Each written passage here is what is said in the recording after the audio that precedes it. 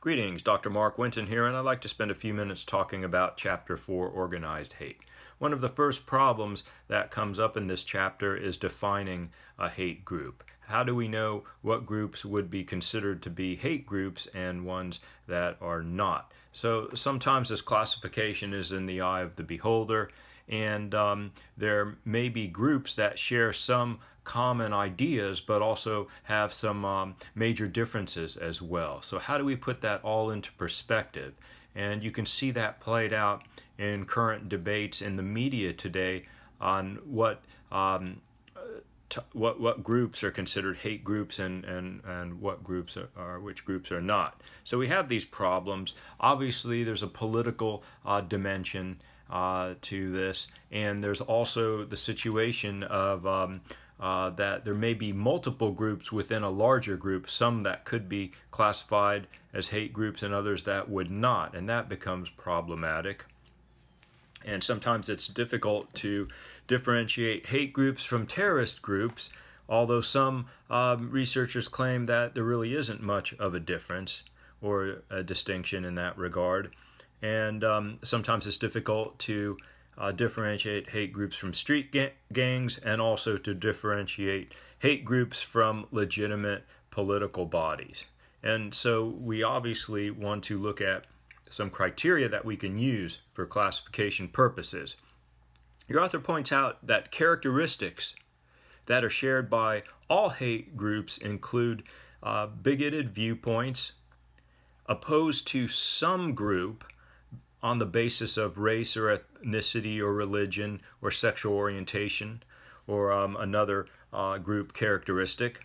Also trying to advance their own interests with one of their primary goals being against those they oppose, and also having some level of organization, although that can vary group to group.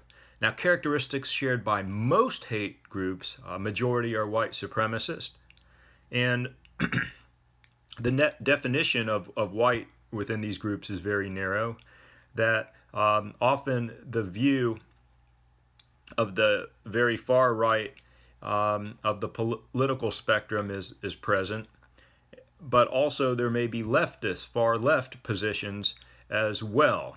And so sometimes we have to be very careful that that we find extremes on the right and extremes on the left may both have the characteristics of hate groups in specific situations. In other words, we shouldn't say, you know, that hate groups are exclusively far right or exclusively far left. What we'll find is some far right and some far left would certainly meet our basic classification as a hate group.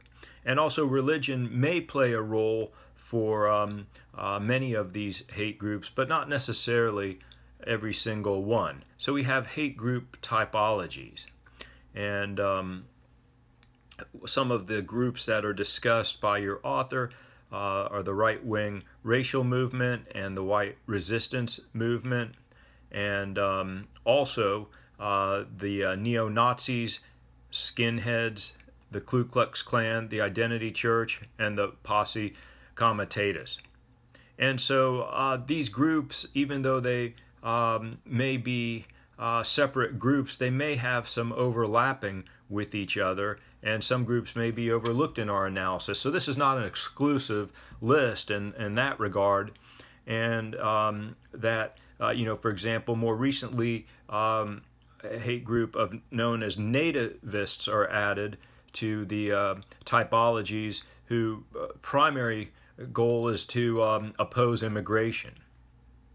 So as I mentioned, it's difficult for a variety of reasons, and your author points that out, in categorizing hate groups regarding that there may be some overlap, and separate groups may be affiliated with one another in that regard.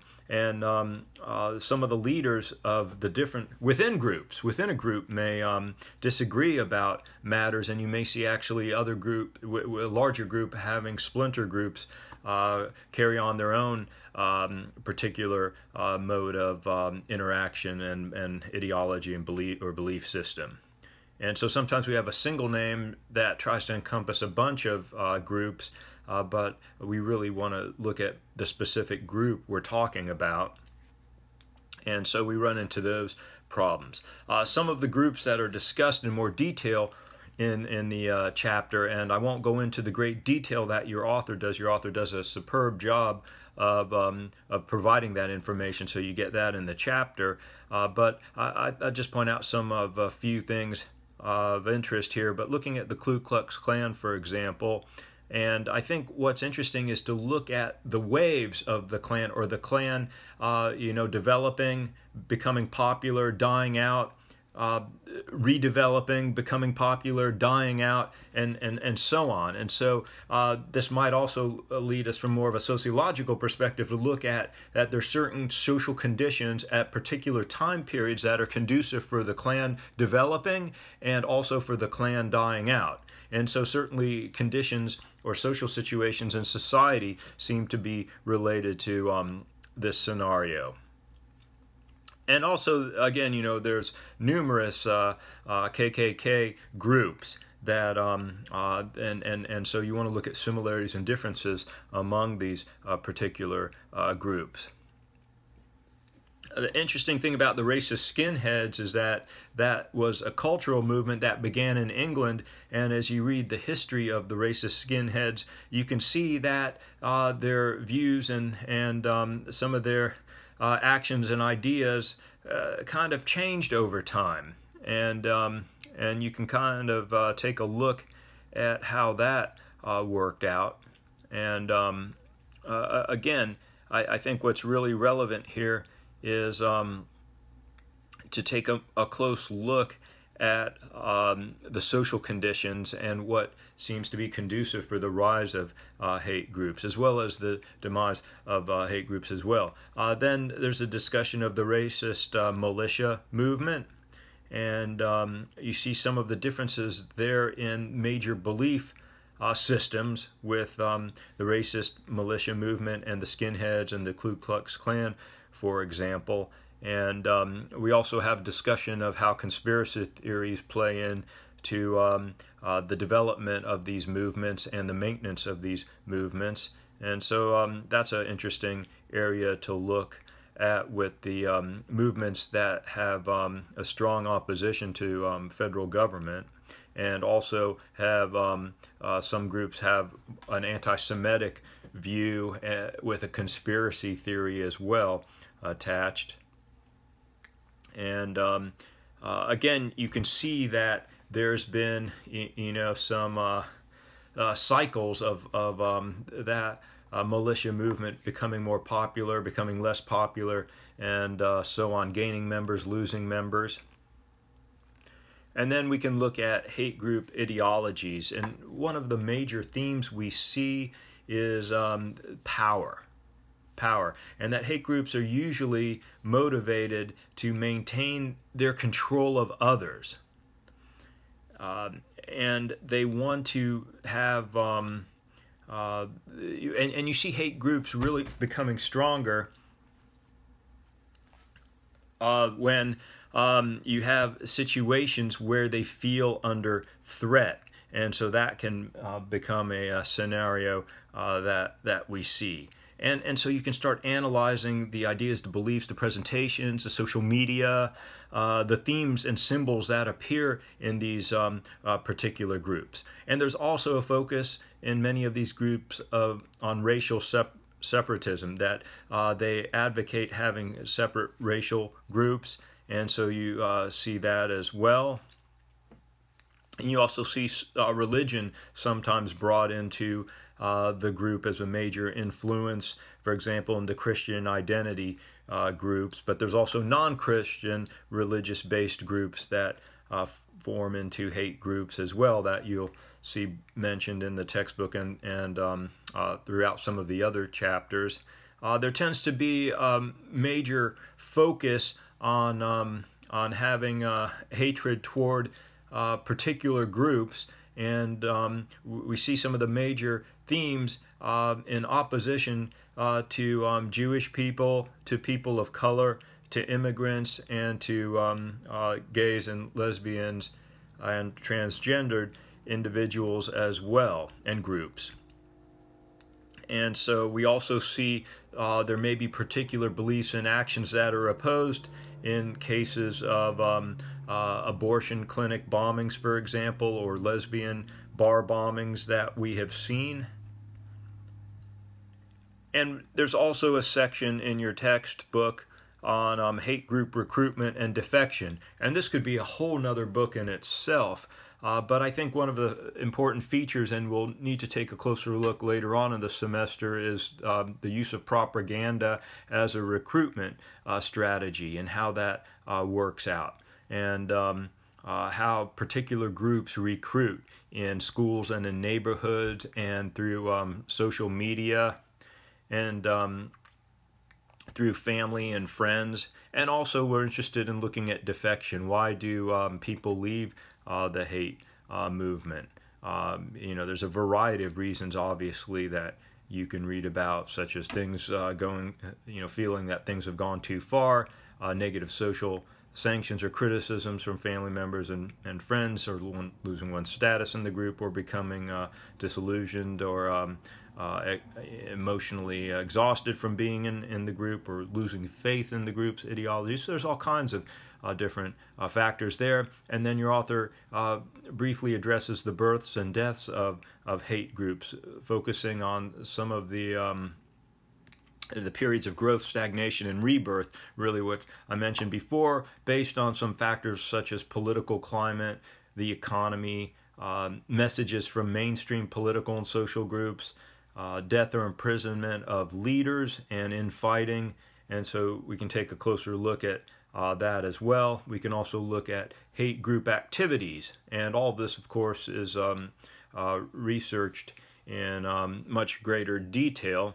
And you can see some of the references to articles in your textbook if you want to get more information on that. A lot of those articles are freely and readily available through the UCF online journals you can get through their library. And so you see things such as where interaction and integrating racist beliefs into practices, for example, and forming group cohesiveness. You see this with meetings, for example, and groups meet, and this has a social cohesion and reinforcement effect. And you hear speeches, you see there may be trade in paraphernalia, exchange of shirts or literature, there may be music present. And your author points out that illegal drugs are discouraged, but beer drinking is relatively common. And then you may see rallies, and we've seen this on play out in the media recently with some rallies occurring regarding hate groups, with hate groups engaging in these rallies in different states recently.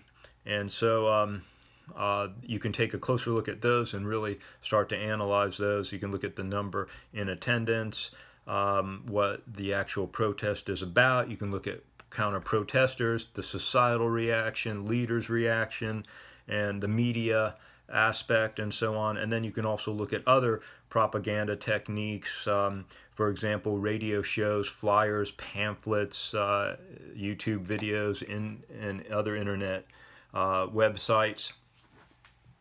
And you can look at the intensity of bulletin boards or websites or other social media, Facebook, Twitter, whatever, to get a better analysis of that. And you find there, obviously, and we'll discuss this later, a lot of hate group recruitment and maintenance and organization going on online. And so you may also see political activity that is organized to try to connect with those that are in office, and also socializing and trying to gain more members. And then the chapter wraps up with a section on women in organized hate groups. And so you can see again that many hate groups are anti-feminist and believe women play a secondary role to men. And although we see that now women may have a greater role in hate movements and hate groups. And so you can take a look at the roles that women play in different hate groups and the beliefs about gender roles and how the interactions occur between men and women, and see how that materializes within a group. So there's really a lot of information in chapter 4, and I've just briefly touched on some of the main points. And of course, what you want to do is to go back and read that much more detail. I'll also post a PowerPoint for you that outlines the chapter that may be helpful as you maybe listen to this video, or when you're reading the actual chapter and you're taking some notes. And certainly there's a lot of very useful resources and references in the back of the chapter. At the end of the chapter, you'll see that, as well as some websites that you can get additional information from. And this wraps up this video. Thank you.